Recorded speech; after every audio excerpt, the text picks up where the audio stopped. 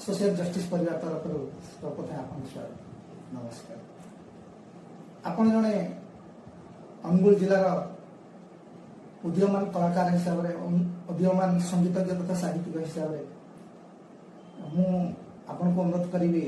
कि संगीत माध्यम रे आपन के परिचय प्रदान कर मु भावुची बोले श्रोता अनुगुल जिला आठमल्लिकर लिपिलोई ग्रामे जन्म पिता युधिष्ठिर माता रूपा मोर सर्वेश्वर निज नाम। बस कि सुंदर परिचय कि सुंदर विमोहित कर संगीत शुणी तो यही कलाकार को आज आम पाखे पाई सोशल जस्टिस परिवार तरफ निज गर्वित अनुभव कर तो आपंकर जो संगीत प्रति जो संगीत साधना केमी आरंभ है केमी आरंभ है ये संगीत सत कहवा गले मु पिलाटी दिन गीत गाइबा आरंभ कर जदिओ से संगीतर व्याकरण जानी नी शास्त्रीय संगीत शिखी नी तथापि मु गाउली एमती कि खंडी कथा जो कहूली से भी भाषा न थी मु गुणगुण हो गीत गाए बोली एणु तेणु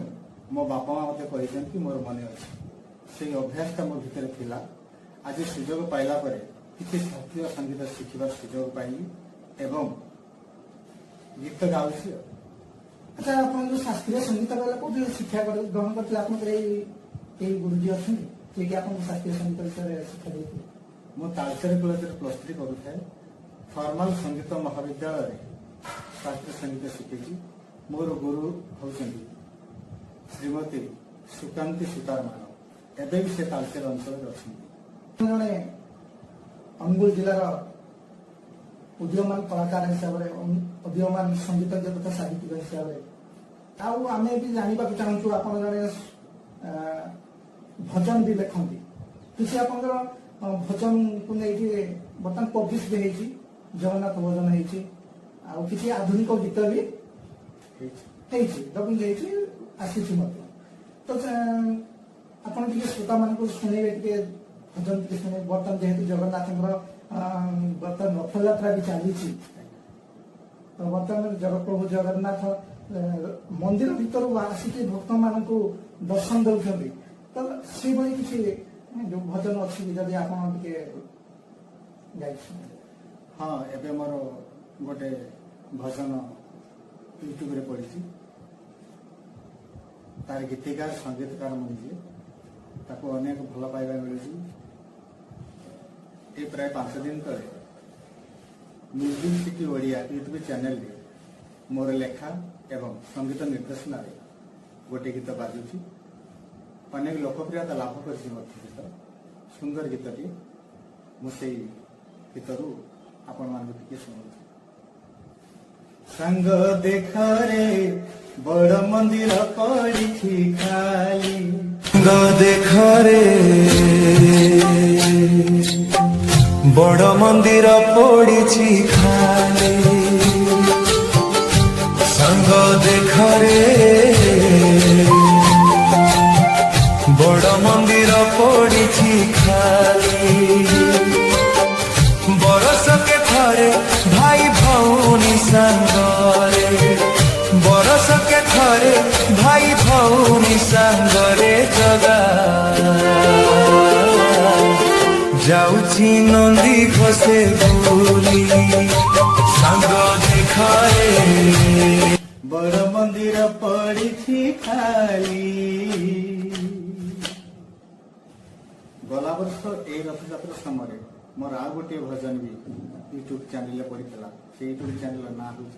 डी स्टार क्रिएशन मुझे गीतर मुखड़ा टी आपण शुणा चेष्टा तोर दर्शनी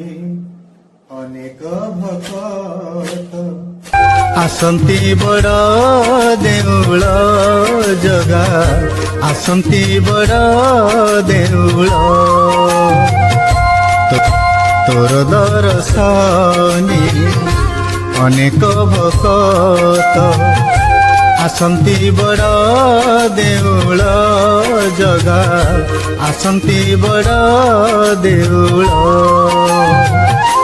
ହେଲେ ମୁଁ ଅଭାଗା ପତିତ ଭିକାରୀ, ବାହାରେ ହୁଏ ଆକୁଳ ପ୍ରଭୁ,